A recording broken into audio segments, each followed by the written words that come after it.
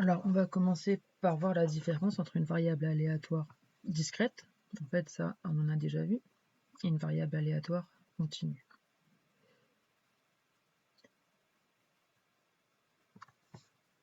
Donc un premier exemple, si on considère qu'on lance un dé à 6 faces, si on appelle x la variable aléatoire qui prend comme valeur le nombre indiqué par le dé, x peut prendre en fait 6 valeurs. X va appartenir à l'ensemble 1, 2, 3, 4, 5, 6. On note qu'il y a un nombre fini de valeurs possibles. On va dire que x est une variable aléatoire discrète.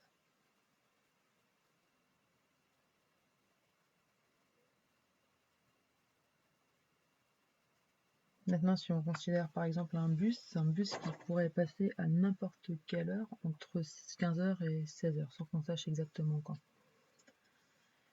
Cette fois, on va appeler x la variable aléatoire qui va prendre comme valeur l'heure à laquelle le bus passe. Potentiellement, x peut prendre ces valeurs n'importe où dans l'intervalle 15-16. On peut avoir une infinité de valeurs possibles. Tous les noms qui sont compris entre 15 et 16. Cette fois, on va parler d'une variable aléatoire continue. On pourrait considérer un autre exemple. Par exemple, on va appeler x la durée de vie d'une ampoule. Là aussi, quand j'achète l'ampoule, je ne sais pas si elle va griller tout de suite ou dans longtemps. Donc on a bien une variable aléatoire. Cette fois, x va prendre ses valeurs dans l'intervalle 0 plus l'infini. À nouveau, on a une infinité de valeurs possibles, toutes les valeurs comprises dans cet intervalle. X est une variable aléatoire continue.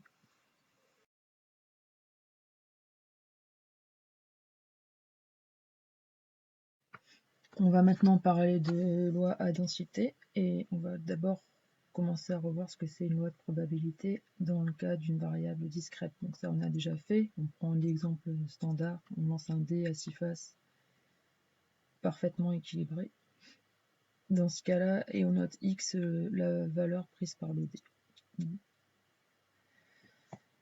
Donner la loi de probabilité, ça consiste à donner un tableau dans lequel on va faire apparaître dans la première ligne les différentes valeurs pouvant être prises par x, et puis dans la deuxième ligne, la probabilité d'obtenir chacune de ces valeurs. Ici, on a un dé équilibré à 6 faces, donc les valeurs qui peuvent être prises, c'est 1, 2, 3 jusqu'à 6, et la probabilité d'obtenir chacune de ces valeurs, c'est 1/6. On note que si on additionne toutes les probabilités, la somme de P de x égale xi, on obtient 1. Dans le cas d'une variable continue, on a dit avant qu'il y aurait une infinité de valeurs, on se doute bien qu'on ne va pas pouvoir construire un tableau de la même façon. Donc on va considérer un exemple. On imagine qu'on attend le bus et qu'on sait que ce bus va arriver entre tout de suite et 20 minutes. On va attendre entre 0 et 20 minutes.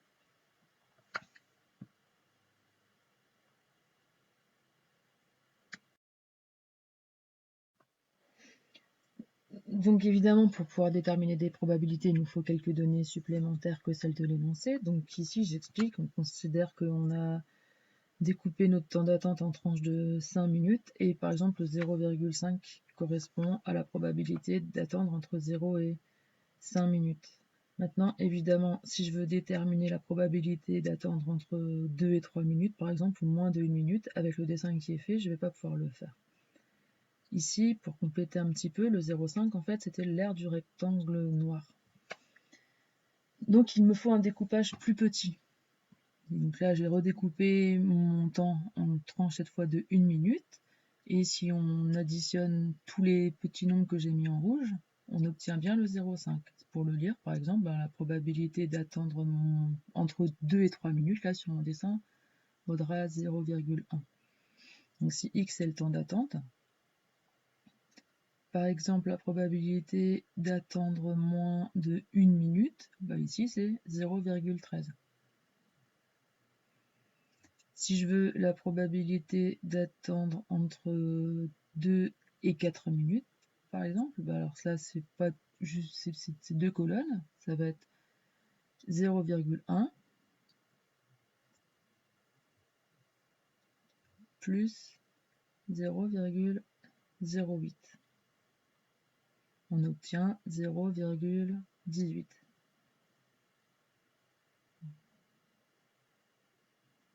Voilà, désolé. Maintenant, si on veut calculer par exemple la probabilité d'attendre entre 4 minutes 30 et 6 minutes 30, ce qu'on a fait avant ne nous permet pas de le faire. Il faudrait, si je veux pouvoir calculer pour n'importe quel intervalle de temps, en fait, il faudrait que je divise mes rectangles roses en rectangles de largeur encore beaucoup plus petite. À force de faire ça, finalement, on obtiendrait une courbe. La courbe verte que j'ai représentée. On va dire qu'elle représente une fonction f qu'on ne connaît pas, mais c'est pas très important. Maintenant, avant on a dit que le 0,5 qui était en noir, ça correspondait à l'aire du rectangle noir. Le 0,13 par exemple à l'aire du premier rectangle violet. Alors maintenant, si je veux calculer la probabilité d'attendre entre 4 minutes 30 et 5 minutes et 6 minutes 30, en fait, ça va être l'aire qui est sous la courbe que j'ai hachurée en vert. Et cette aire se calcule à l'aire de l'intégrale. C'est l'intégrale entre 4,5 et 6,5 de f de x dx, où f est la fonction dont la courbe représentative est la courbe verte. Évidemment, pour que tout ça soit cohérent, il faut que l'aire totale qui soit sous la courbe verte fasse 1. Exactement comme avant, l'aire de tous les rectangles noirs, là, 0,5 plus 0,3 plus 0,15 plus 0,05 faisait 1.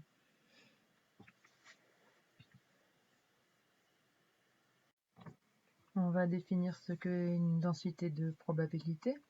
Donc on appelle fonction densité de probabilité sur un intervalle i, une fonction f définie, continue et positive sur cet intervalle i, telle que l'intégrale de f sur i soit égale à 1.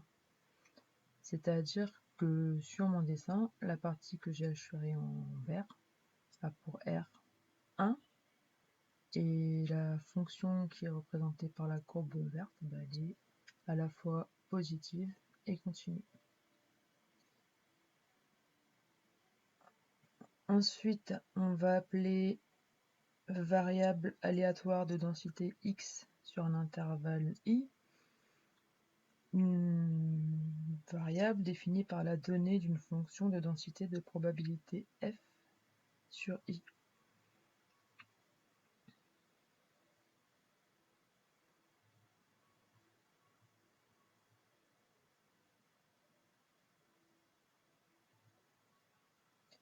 La probabilité que x soit compris entre a et b, où a et b sont des réels appartenant à l'intervalle i, c'est l'intégrale entre a et b de f de t dt. Du coup, si je fais un dessin, je représente une fonction densité.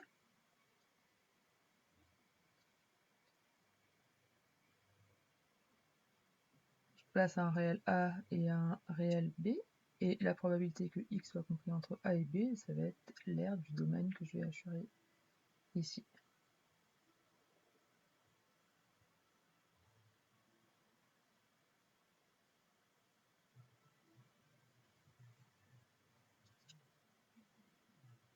On va maintenant définir la notion d'espérance. Donc, si x est une variable aléatoire continue de fonction de densité f sur un intervalle AB, on va appeler espérance mathématique de x le réel défini par e de x est égal à l'intégrale entre a et b de t f de t dt. Lui le dt.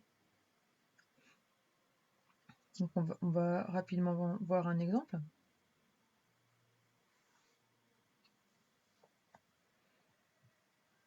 Donc on considère une fonction et la première partie de l'exercice va être de montrer que cette fonction est bien une densité de probabilité. Donc pour montrer qu'une fonction est une densité de probabilité, il y a 3 points à vérifier.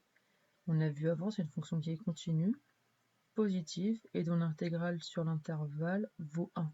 Donc ici, on va commencer par montrer que f est continue. Ça pose aucun problème parce que f est une fonction polynôme, donc elle est continue. Ensuite, on va expliquer que f est positif. Ici, ça pose pas de problème non plus parce que c'est une fonction qui est définie sur l'intervalle 0,2 et sur l'intervalle 0,2, tous les termes de la somme sont évidemment positifs, donc il n'y a aucune difficulté. Et en petit 3, on va calculer l'intégrale entre 0 et 2 de f de t ou f de x dx. Donc on peut sortir le 0,15, les propriétés qu'on avait vues sur les intégrales. Donc c'est 0,15 fois l'intégrale entre 0 et 2 de x au carré plus x plus 1 dx. 0,15 fois une primitive, donc 1 tiers de x au cube plus 1 demi de x au carré plus x prise entre 0 et 2. On fait le calcul, on obtient bien 1, on en conclut que f est une fonction densité, est une densité de probabilité.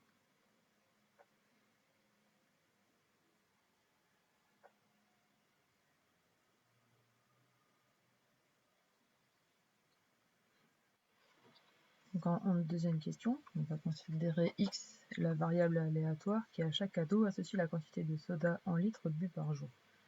On admet que x suit sur 0,2 la loi de probabilité dont la densité est f, on veut calculer la probabilité que x soit strictement inférieur à 0,25. Donc on calcule l'intégrale entre 0 et 0,25 de f de x dx. On a trouvé une primitive avant. Donc sans aucune difficulté, on va trouver une valeur rapprochée qui vaut environ 0,043. Ça veut dire qu'il y a à peu près 4,3% des ados qui boivent moins de 0,25 litres de soda par jour. Une dernière question, ça va être de calculer l'espérance de x. Donc on a vu la formule dans le cours tout à l'heure. L'espérance de x, ça va être l'intégrale entre 0 et 2 de f de t fois f de t dt. On a juste à faire le calcul. Et on va trouver en fait l'espérance qui correspond à la valeur moyenne à la quantité par jour par un adolescent. Donc après calcul, on trouve 1,3 litre.